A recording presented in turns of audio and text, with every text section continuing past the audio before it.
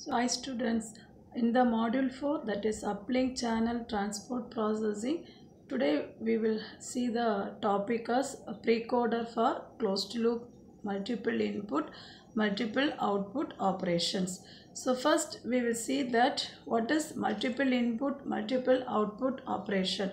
So we were aware about that this multiple input multiple output is a technique which is used to increase the data throughput by using multiple transmitter antenna as well as the multiple receiver antenna.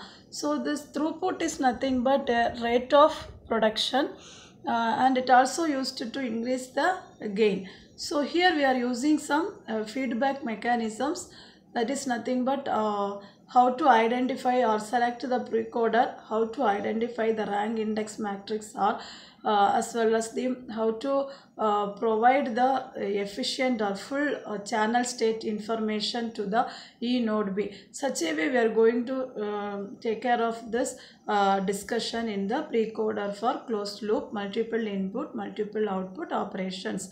So first we will see what is closed loop. So we are aware about the closed loop concept is mostly applicable in the control system theory, right?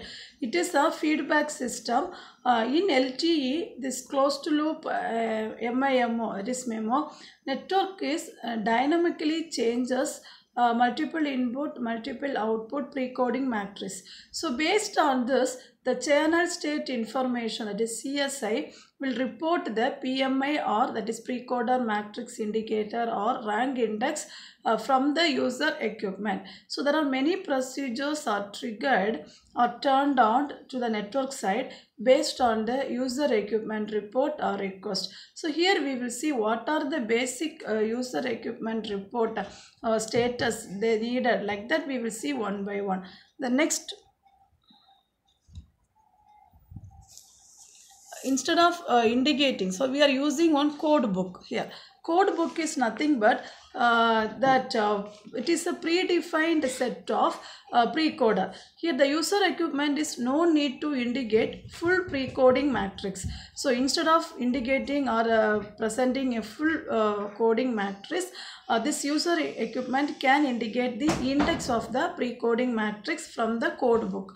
So this code book is nothing but predefined set of precoders, okay, to indicate, and also to indicate this number of layers by user equipment. Rank index is reported. Already I know the state, and I told that channel status information is reported by, in the case of PMI or RI, from the user equipment. So what is the number of layers by user equipment mean here? In the sense, number of data streams used in the spatial multiplexing. And then we will see about the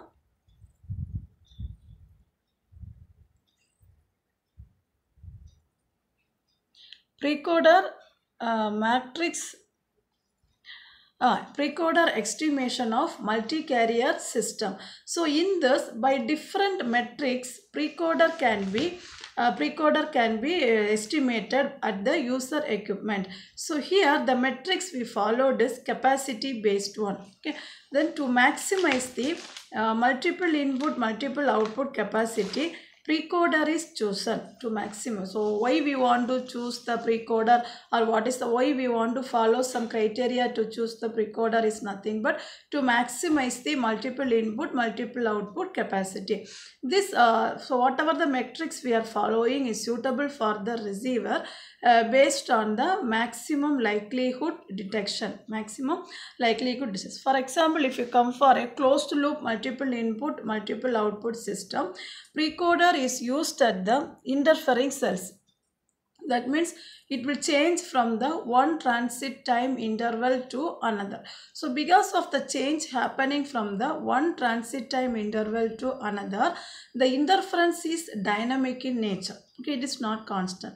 So while choosing the precoder based on the long-term characteristics, okay, so that means the formula here for the Lth subcarrier is given by RL is equal to summation K is equal to 1 to M logarithm to the base 2 of 1 plus signal to interference noise ratio of K.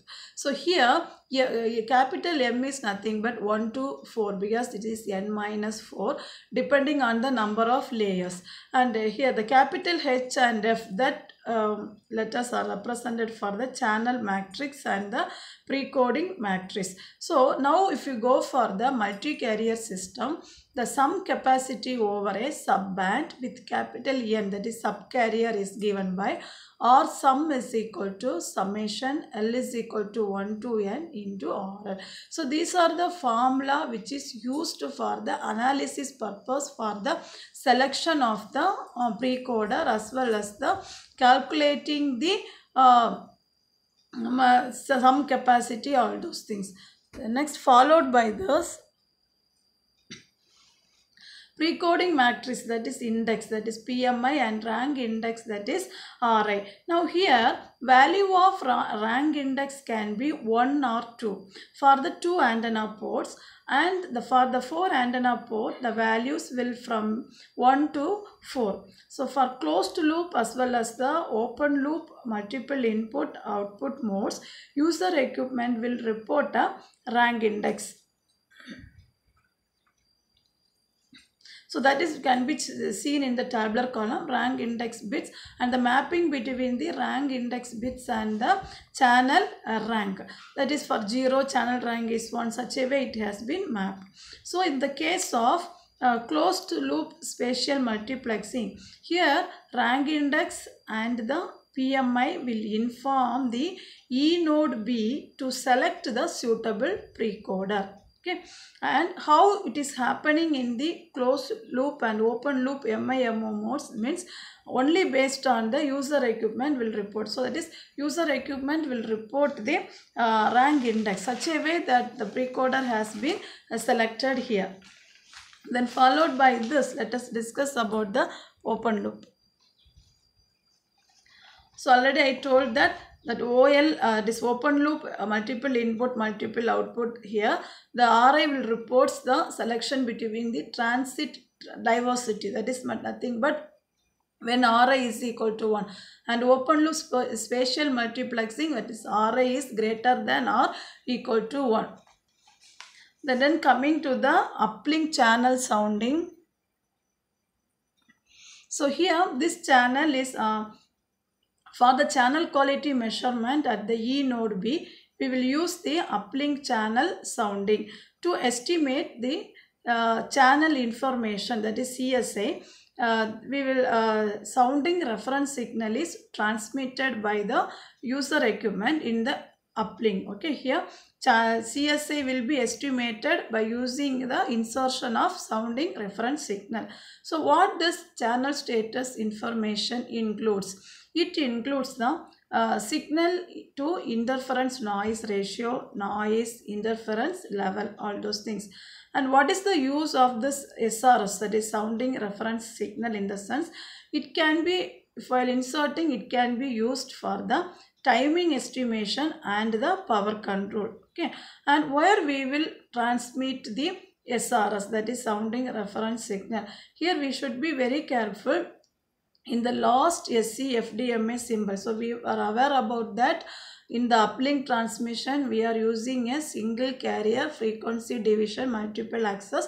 Why we are using, in the sense to overcome the high peak average power ratio. So if we use SC-FDMA, we can reduce the peak average power ratio. So we are inserting this the sounding reference signal in the last SC-FDMA symbol. Why we want to insert it in the last SC-FDMA symbol? In the sense, because uplink shared channel is not having a data transmission. So in the last, the data transmission is not allowed. So we are inserting the SRS symbol in the last SC-FDMA symbol. So here it is clear that E node B also can request an individual SRS transmission from a SC or a user equipment periodically. So the periodicity values may vary from 2, 5, 10, 20, 40, 80, 160 and 320 millisecond. Okay. So this user equipment sounding reference symbol that is having some parameters, that is nothing but the starting physical resource block assignment, duration of SOS transmission, SRS periodicity and SRS subframe offset, SRS bandwidth, frequency hopping bandwidth and cyclic shift.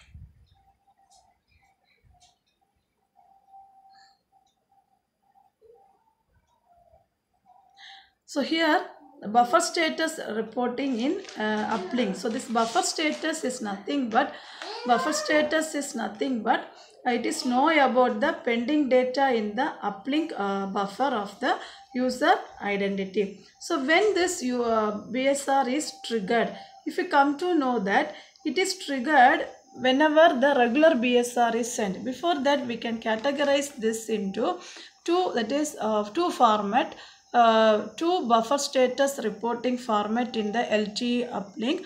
One is short BSR, another one is long BSR. And the short BSR, why we call this as short BSR, in the sense it reports only one radio bearer group. Actually with the long BSR, in the sense it reports the multiple radio bearer group. The next followed by this, it is here, then followed by the regular BSR, there is a padding BSR. So what do you mean by padding BSR? When this BSR is triggered, whenever regular BSR occurs or as well as the padding BSR occurs. So what do you mean by padding BSR? So padding bit is sent when the number of padding bit in a data message is larger than the size of power status event, that is the BSR, so that the padding bit space can be used to send the BSR. Actually in what we can say that padding bit should be equal or larger than the size of BSR MAC control element. So whenever these two event occurs, that our BSR will be triggered. Then the cell, keep on the cell change occurs. That means whenever the BSR is referred to as regular BSR, okay, and also retransmission. How this retransmission BSR timer is equalized, in the sense this will express and the user equipment data available for transmission, that is referred as regular BSR. Then periodic BSR, okay, periodic is nothing but whenever the BSR time expires periodically, okay, that time we will call it as periodic BSR. So in this case, if you see, all the triggered BSR shall be cancelled in the following two scenarios. Okay, the two scenario is very important. One is nothing but MAC PDU, that is packet data unit for transmission. Whenever the BSR include a MAC data packet data unit for transmission, that is the one scenario whenever the triggered BSR will get cancelled. Another one is whenever there is a all pending data will be available for transmission, but there is no sufficient BSR MAC control element. If this is the scenario also, the triggered BSR will get cancelled. So there are two scenarios for the cancellation and also two types of event for to get the BSR as triggered. I hope everybody has understand this precoder for closed loop MIMO operations. Thank you.